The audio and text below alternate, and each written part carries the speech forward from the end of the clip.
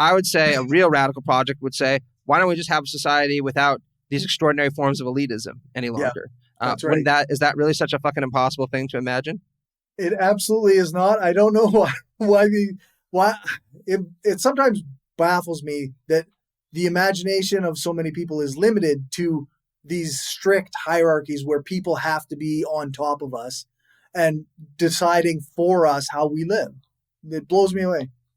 Yeah, it blows me away too. Also because so many of them have been exposed as just completely artificial, right? So just to give a couple of examples drawn from real history, for hundreds and hundreds of years, people thought that the feudal system wasn't just eternal, but it had actually been ordained by God and by nature. They developed all kinds of very rich and very symbolic kind of accounts of it, like the Great Chain of Being, suggesting that God had put peasants in their place.